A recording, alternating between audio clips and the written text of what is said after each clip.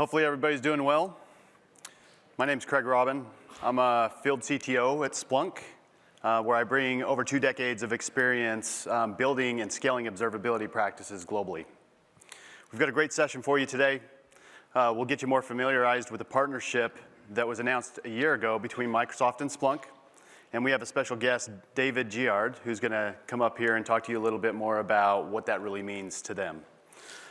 Then we have Jason Conger, Splunk Partnership Field CTO, who will dive in and tell you more about Splunk and show you how Microsoft and Splunk are truly better together. And then we're going to wrap things up with a little bit of Q&A, but there's a really good demo coming up. I hope you guys enjoy it. So let's go ahead and get things started. So by the show of hands, how many of you have used Splunk or used Splunk today?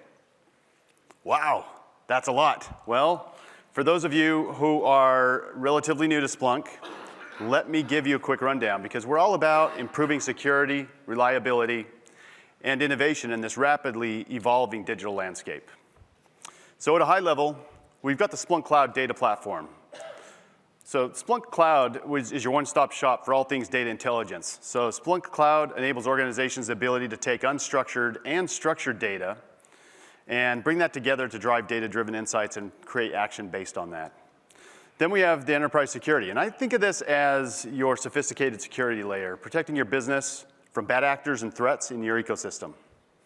And then followed by that, we've got IT Service Intelligence, or ITSI, which delivers visibility into your service health and business processes at a holistic layer where you can bring in other metadata and your logs, traces, and metrics, and actually visualize that end-to-end to get really clear, holistic view of your ecosystem. And then next, there's Observability Cloud, which we like to call OLI. I see this as the crystal ball for your apps and infrastructure. So it allows you to bring together your metrics, traces, and logs and get a real deep understanding of what's going on in your environment in real time. And then finally, a new addition, which I'm actually quite excited about, App Dynamics. So App Dynamics allows you to monitor and observe your holistic environments around your monolithic hybrid architectures, but also out-of-the-box software. And this is now part of the Splunk portfolio.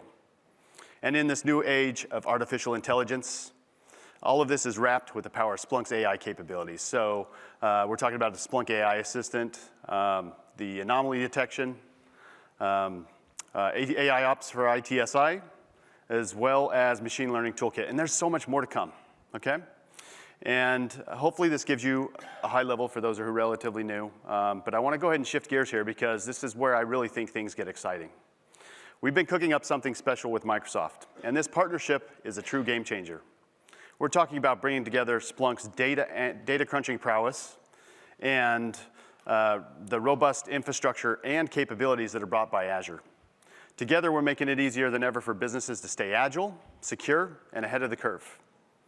What does this mean for you? Well, let's imagine having a turbocharged version of Splunk, and that's powered by Azure's cloud muscle. We're talking about faster insights, beefed up security, and the ability for you to see the full picture of your IT infrastructure like never before. It's pretty cool.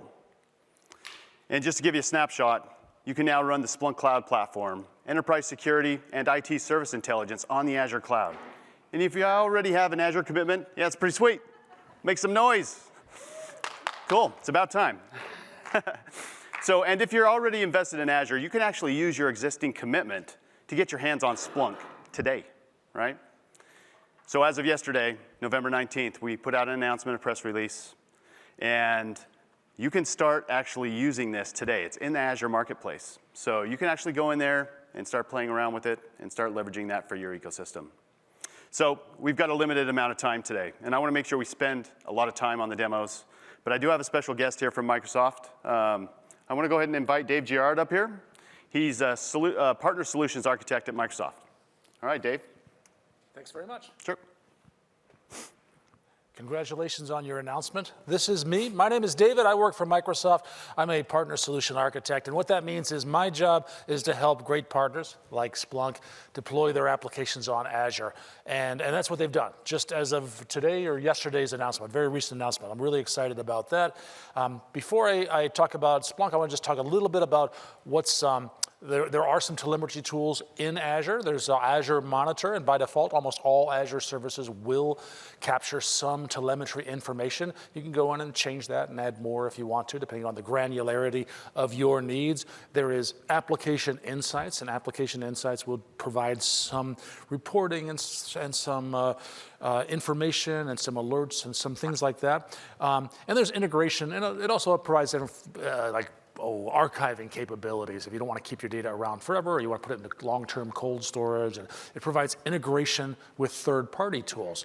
And in the past, before Splunk was a part of this ecosystem, yeah, you could integrate it, but it was a lot of work to do so. You had to, Splunk has an API, and you could take data from Azure Monitor and call the API and maybe set up an event hub or maybe set up an Azure function or something like that. There was some work to go onto that. But with the announcement today, we've got some really nice, tighter integration. And what does that mean? Well, it means, first of all, that the Splunk tools are running natively on Azure. And this is a big deal.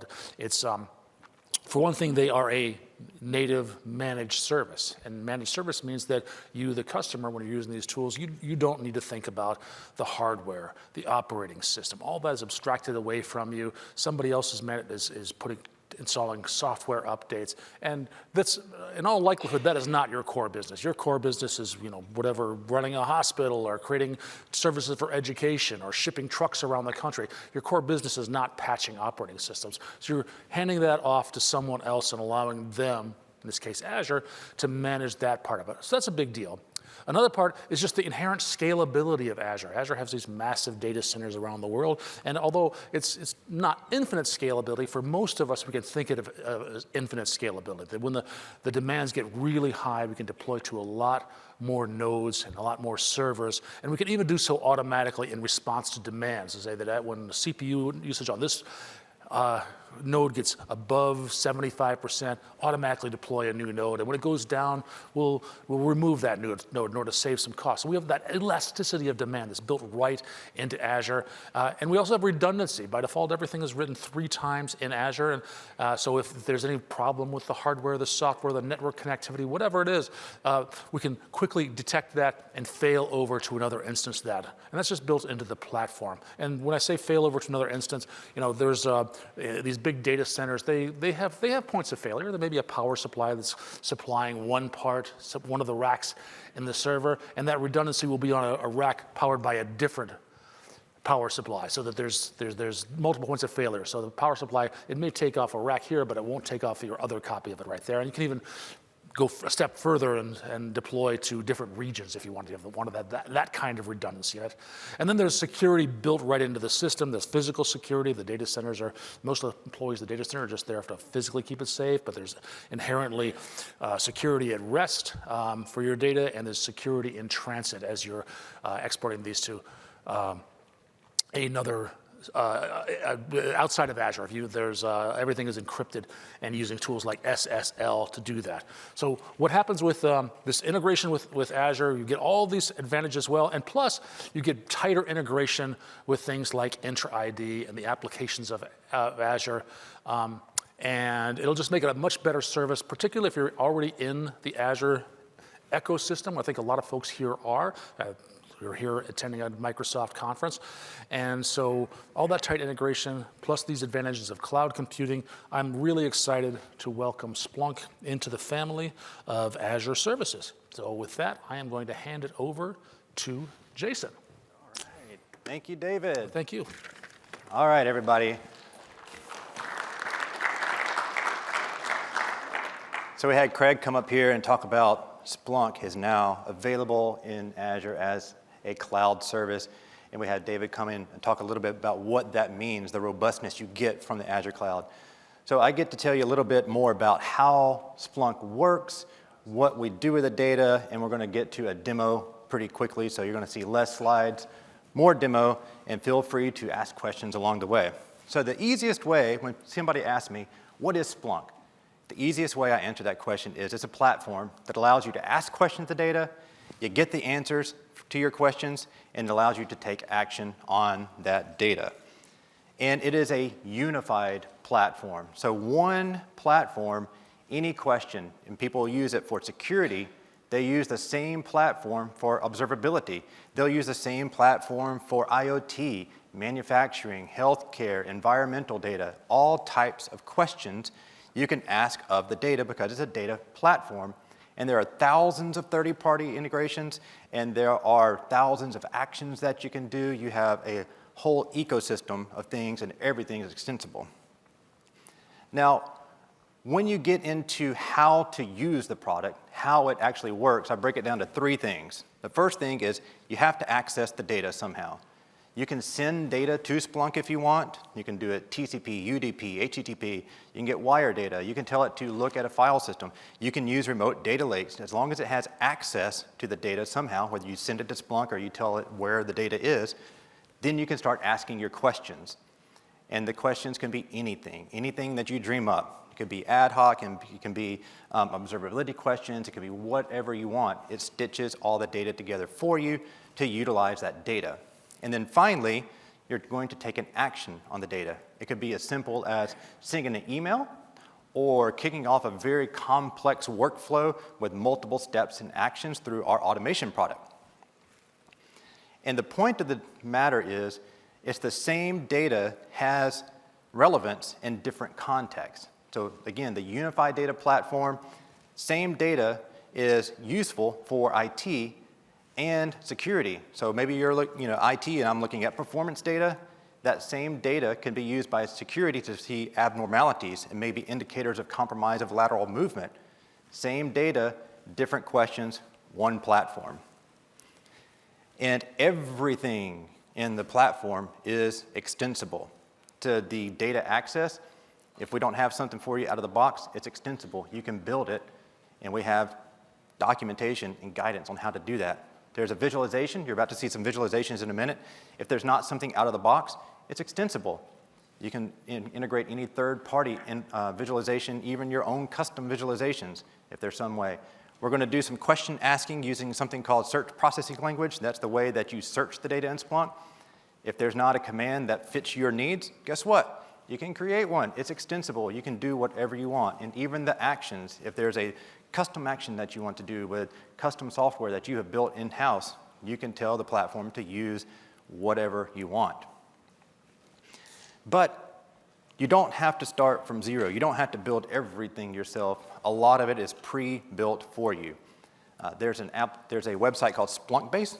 You can think of it as the marketplace for all of the integrations with Splunk, and there are thousands of them out there, including hundreds for the Microsoft products and for on-prem data centers and Windows and all kinds of integrations already built for data acquisition as well as taking action. They're all there for you, free to download and use. And finally, the scalability of the product. So I'm going to do a demo from my laptop here, but the same bits that are running on my laptop is what customers are using that are accessing petabytes of data every day with a Splunk platform because it scales out, it scales up into distributed architectures. It can be on-prem, it can be cloud, it can be hybrid, it can be air-gapped. Whatever is your need, Splunk can be there for you to allow you to ask that question of the data to get the value that is behind everything. And everything is highly available and fault tolerant, and all of that is in the box, in the bits that I'm going to be running on my laptop can scale out to petabytes a day. All right, enough slides. We're going to jump right into the demo now. And I started out talking about data access. And I said there's multiple ways to do data access. So you could tell it, here's a file system, look at some directories here. As files get in there, get that data over into the Splunk environment. Or I said it's extensible. So I'm going to do the most bare bone extensible demo that you have, which I'm going to run a script. So you can write a script, and whatever would go to standard out, which is typically the screen, if you tell Splunk to run it, whatever it would have ended up on the screen will end up in your Splunk environment. So I need your help. We have event equals ignite, and we're going to have some kind of message. Somebody throw me a word. Okay, silence. What's the word? Somebody throw me a word.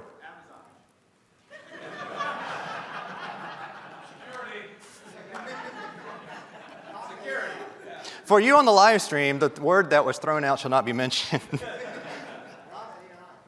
Security, not AI. Okay, so if I were to run this script right now, you'll see in the bottom pane, it says, hey, event equals ignite, message equals security, not AI. Now, if I tell Splunk to run this script, that same thing will show up in what's called a Splunk index. So I'm going to come over here to settings, and I have the script ready to go, and I'm going to tell Splunk to run the script. And you can tell it to run it on a schedule, cron job, whatever you want to do, and I go enable it, and that's going to tell Splunk to run that script. Now, whatever would have ended up on the screen, like you just saw, is going to end up in my Splunk index. So I'm going to come over here to the Splunk user interface, and of those of you that have not seen it, this is the web interface for Splunk, and I don't know if you can see it back here, but it is running on my local host. You'll see it on the video, but it is running on my local host. I'm going to switch over to cloud in just a minute. But here's what we're going to do. We're going to go index equals main, and we should have an event in here that says event, ignite, message, security, not AI. That's how simple it is to do any kind of custom integration that you want. And what's happening here behind the scenes is Splunk is looking at this data in context as it's coming along, and it's doing something called schema on the fly. There's no database here. There's no upfront schema. You can send whatever you want to Splunk. We don't even know what you're going to send before you send it, but Splunk will do something called schema at read and kind of figure out, based on your current context, we'll give you some clues into what is in that data. So for instance, we have our event, ignite, and we have our message, security, not AI. So at the very simplest form, you can write a script. It can be PowerShell, it can be Bash. I did it in Python just because. Whatever you want, and you can tell Splunk to run it. Whatever the output ends up in the Splunk index. That's how simple it is to get started. But you can get more, I guess, more elegant with it. So if you're asking users for input from scripts, and I'm asking some things, I want to do some validation, you can get more into what's called modular inputs, which has a look and feel and a user interface and some validation along the way. And that would look something like this. I'll just go say create an Event Hub input.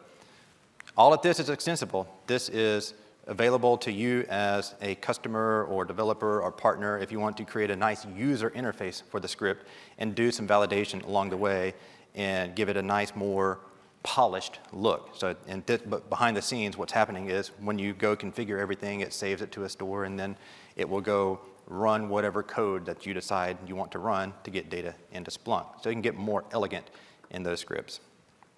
Okay, so moving on, the next thing we want to look at is we're going to explore some Microsoft data, and we're going to go through a scenario of a user or an administrator. And so we're here at Ignite, and I'm going to show you, this is a demo environment that have a lot of Microsoft Cloud data in it. And we're going to go on a little journey here.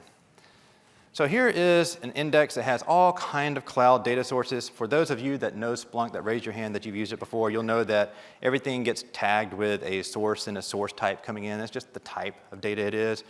And you'll see here we have some things about metrics and activity and NSG flow logs and Event Hub and all kind of Microsoft data going on. But the scenario we're going to set up and we're going to run through is, say we onboarded a bunch of Microsoft data and we're using the productivity suite, and we want to see what's going on with our user activity in OneDrive because we need to get some visibility into that. So to do that, we'll start with the management activity because that's going to tell us who did what and when in our 365 environment. And if you know what's going on here, we have this data. It's all in JSON format, and on the right-hand side and on the left-hand side, we have these interesting fields with the schema at read. Splunk is picking things out and saying these are interesting because it's in more than 50% of the data that you just asked for. And one of the things to kind of narrow down, this is all of our Office data, and we want to check out OneDrive. So there's this field called workload that is in the data, and it says here's all the services that you happen to be using in your environment, and we want to narrow it down to OneDrive. So we're starting to ask our questions. We're just narrowing the scope so we can ask the question that we want. And the question we want to answer is, who's accessing files in my OneDrive environment? So we narrow the scope down, and I want to see who's accessing files. So to do that, there's going to be another field in here called operation. And here's all the operations that are happening in my OneDrive environment and the counts and all that kind of stuff. But I want to see who's accessing files out there. Okay, still, I haven't really asked the question yet. I'm just kind of narrowing the scope. I want to see who's accessing files. So there's going to be a user ID up in here that is collected from Microsoft, and it'll tell me who is actually performing these operations in OneDrive. So I'll go over here to user ID, and I'll get just the top values. And here we go. So I have all of these users and the count and the percentage of who's accessing what. And it's kind of textual. You know, we're visual people. Visualizations make it a little bit easier to discern patterns in data. So I'm going to switch over to a visualization over here. And I'm going to choose a third-party visualization, actually, because Splunk is extensible, called the Sankey diagram. And that's showing me all my users that are accessing, and I want to kind of button things up to get everything a little bit more in focus. So I'm going to add the operation field here, and we can see, all right, here's all of our users' access, and one of those users is standing out among the others. We don't know if that's something to be concerned about or not. That might be legit, maybe not, who knows?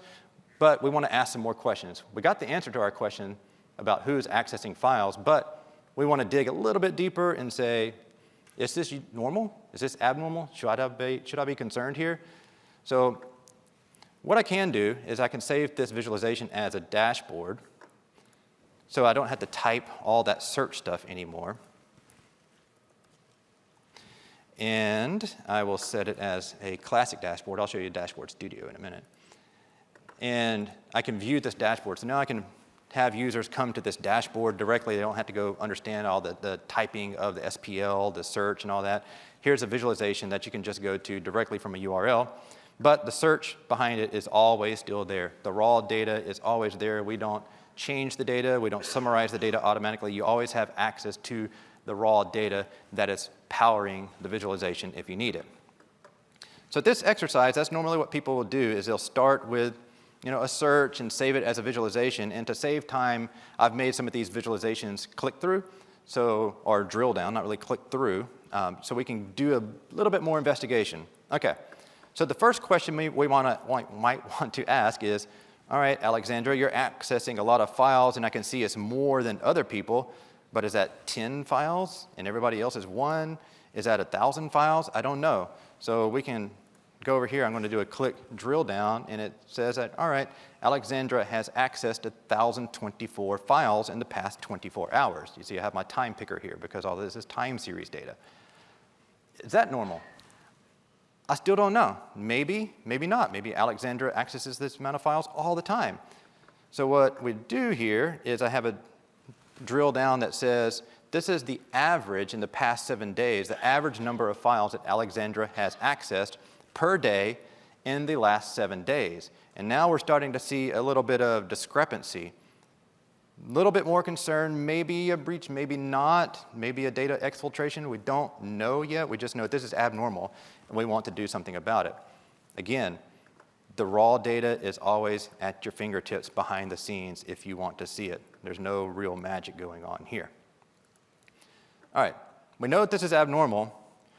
Another question we might want to ask is, who is Alexandra? So everything so far has been coming from OneDrive. Here's the file access. Here's the amount today, the average of the past 7 days. But let's get into identity information. Who is Alexandra?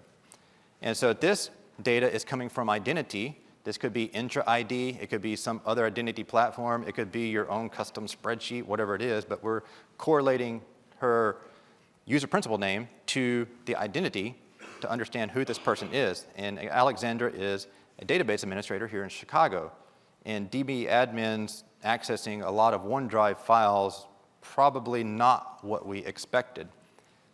So what's another thing we might want to drill down and figure out if this is a little bit concerning? One of them might be, where in the world are these accesses coming from? And so we can use geolocation on the IP address provided by OneDrive to map out the longitude and latitude of Alexandra to see access files from here in Chicago, as well as it looks like a lot coming from Australia. So we have Australia and the US going on here. That's starting to become more concerning. Is Alexandra in the office today? Did she travel to Australia? I don't know. One way we can find out is everybody badges into an office, right? And you have a badge, you go click a reader, and it says, okay, you're allowed in, this is you. So we'll drill down a little bit more, and we correlated that Alexandra did, in fact, at 8:30 this morning, badge into the Chicago office. So now we know that Alexandra is in Chicago, but at the same time, a magnitude of files are being accessed from Australia.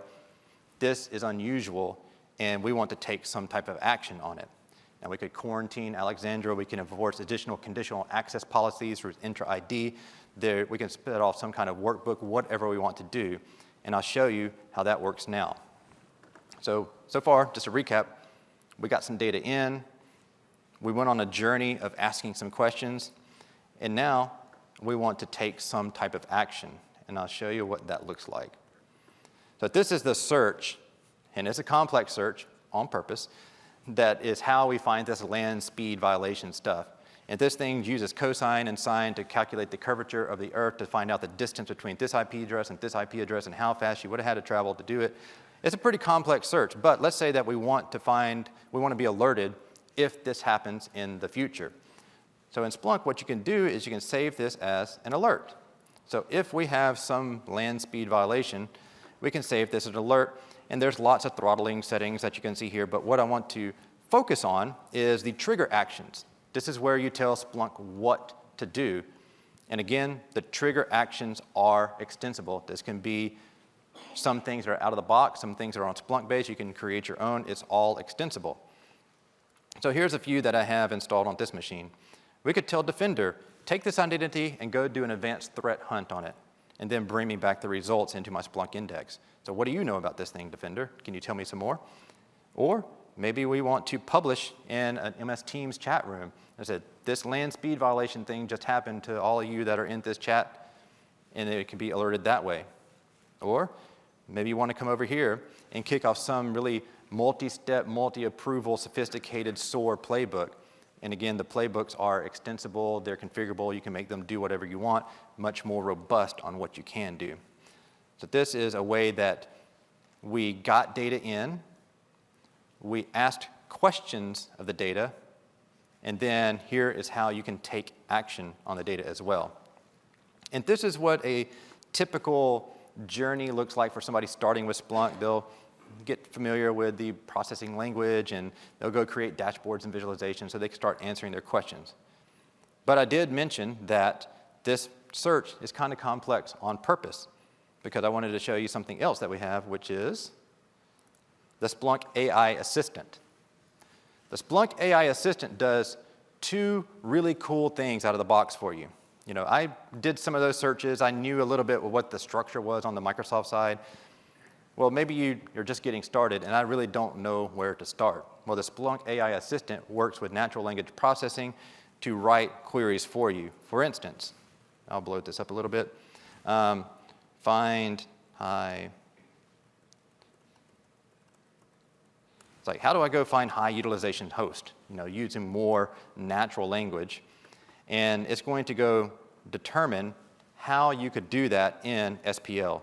So it's going to give you the reasoning and then give you a search on how you can do all this and then the explanation of how that search actually works. So you don't have to be a Splunk expert to go figure out how can I go do this. I can start with natural language, and the AI assistant will help decode that for you and turn it into SPL.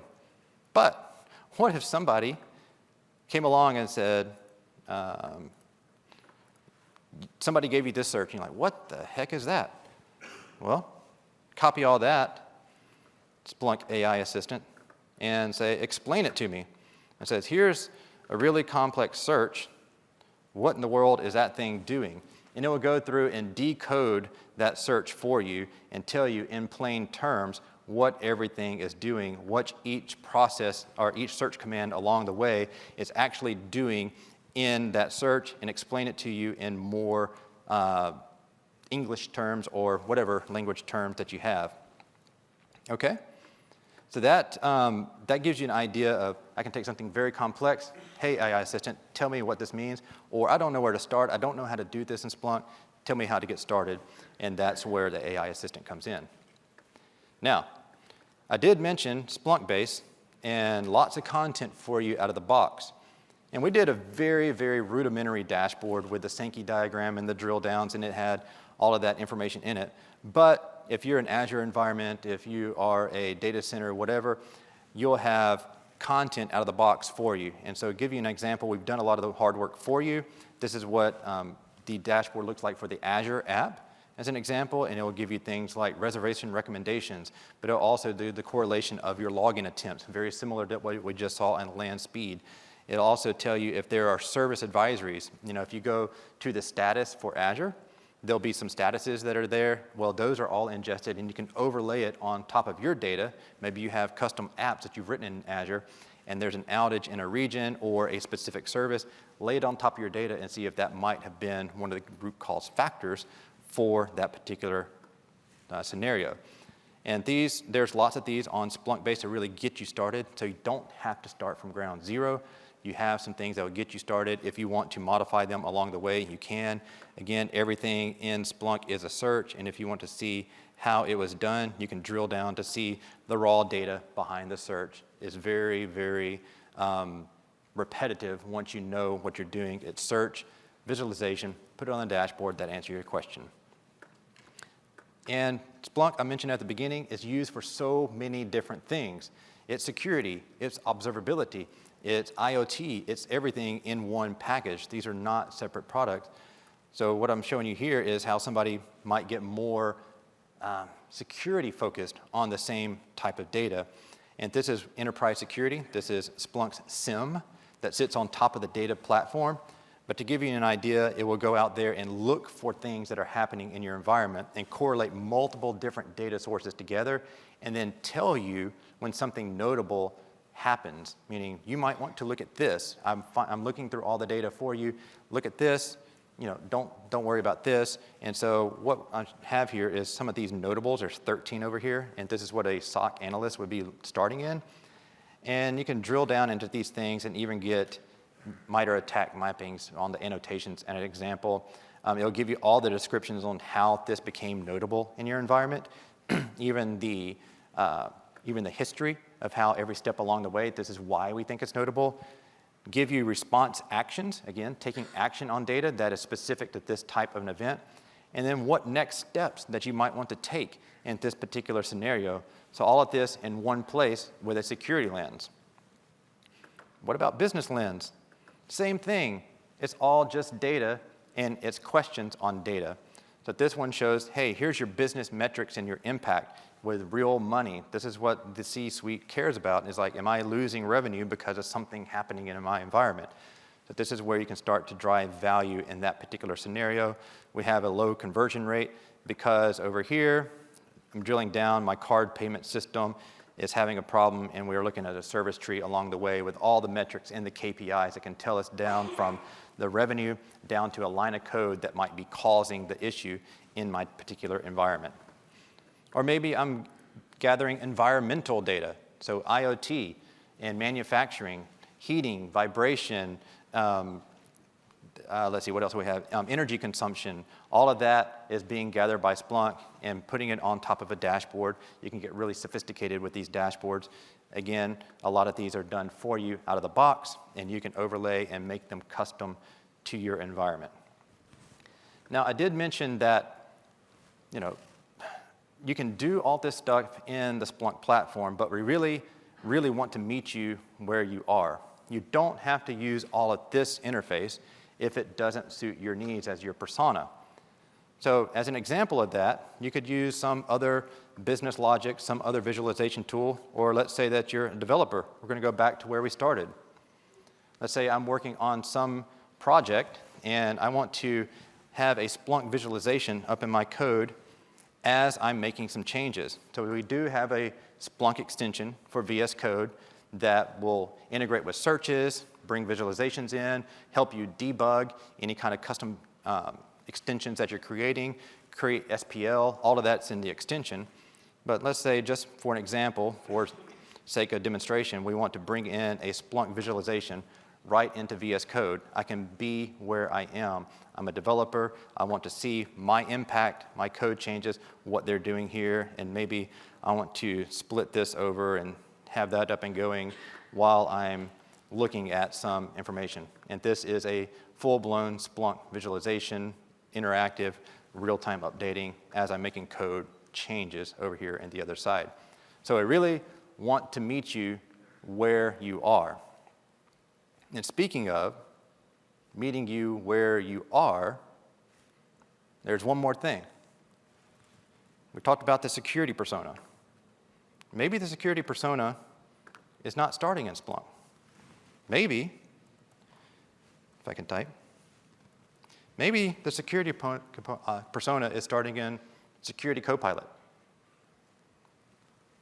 And they're just out there asking Security Copilot about, I don't know, what are the CVEs? Hey, Security Copilot, what are the latest CVEs? And so Copilot is going to go out there, and it's going to use a source. In this particular one, it's going to use Microsoft Threat Intel and say, hey, here's the latest CVEs that I found in the knowledge base that I'm accessing. Cool. All right, Security Copilot. I'm going to zoom in here. Are there alerts in Splunk about these CVEs?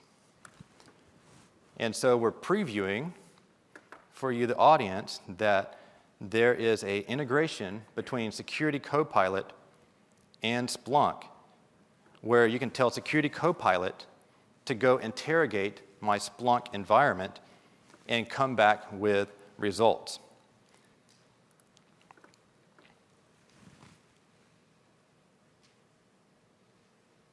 Okay, here we go. And it'll come back with the results of the search. And in this particular case, you'll get, depending on how many alerts are fired, you'll get different results. Let's see.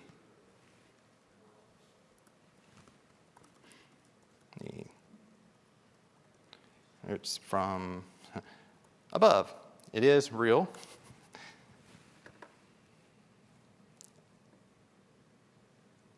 There's the Splunk.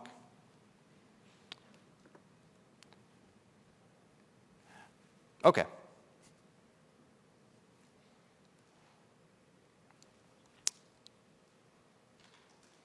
In the event that this happened. Say again? Adobe? Oh, thank you. In case this happened, though, I did record this morning. All right, so are there any CVEs in there? Okay.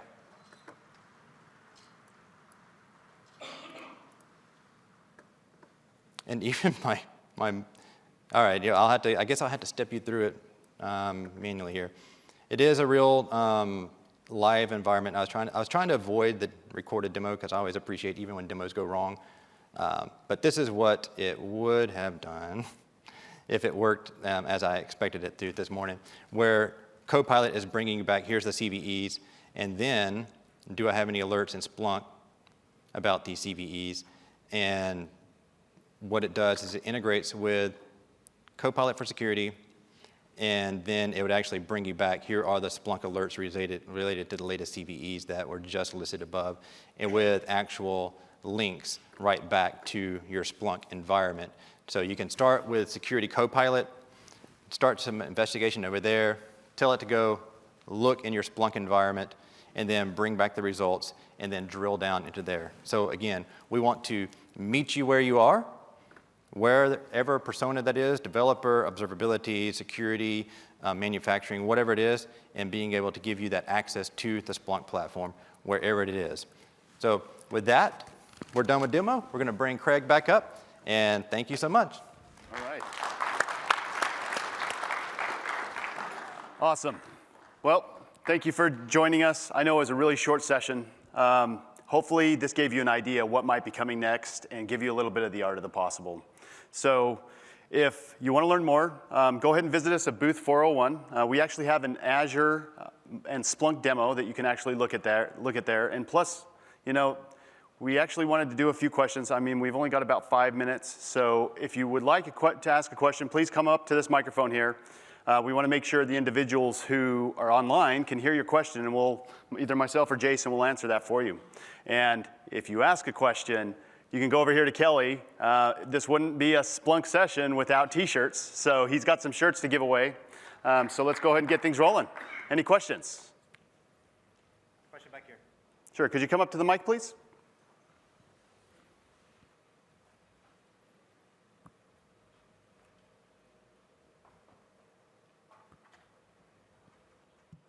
My name is Sridhar. I'm from BeyondSoft.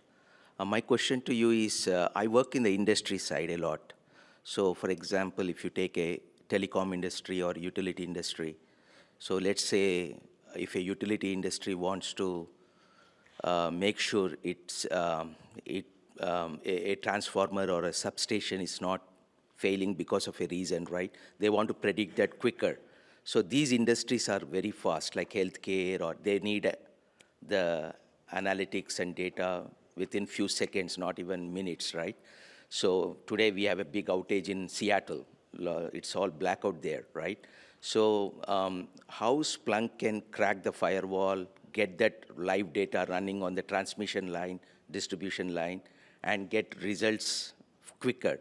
Is there a way that you have an API that can sit on a firewall and grab the data and show me the data immediately that my house is going to go outage this evening? Because I'm looking for a real solution. I have customers who want to integrate Microsoft Copilot with a solution that can, because these industries are very protected industry. They will not share the data outside to the public, like basically the utility industry, healthcare, because of the HIPAA standards and all that. So I can even save a patient life if I can get a data, breaking the firewall and get the data and save his life, right? So what is the speed at which we can use Splunk and get the data? And this is the main solution I'm looking for, not just 2 industries, but 30, 40 industries I'm looking a solution. Can Splunk solve that problem? Do you have any APIs within the firewalls, like a Flask API or something like that? I'm just trying to know more, digging more into that part of it. Because public data, anybody can get it, right? If I say, Copilot, show me my vacation, it will do very well. But tell me if my house is going to go outage, it will say I cannot get into the firewall, right? So I wanted to just get answer to that. Thank you. Yep.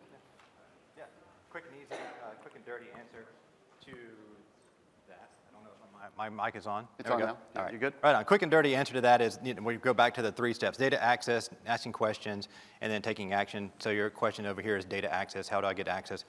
There's multiple ways, and we can dig some more into your specific use case, but with what you've told me so far, I can discern that there's no outbound data access connectivity, so to speak. So when we have these kind of air-gapped environments or really isolated environments, there can be Splunk inside, and if you can have rules that allow, that you can actually have Splunk inside with no outside connectivity at all, period, and that's something that customers do a lot. Or you can say, I need to push data from this network location out to this remote receiving end, and that could be network, it could be TCP, UDP, HTTP, AMQP, whatever that you have that you want to push outward. So from internal pushing out to Splunk, and then that's where you can start asking your questions.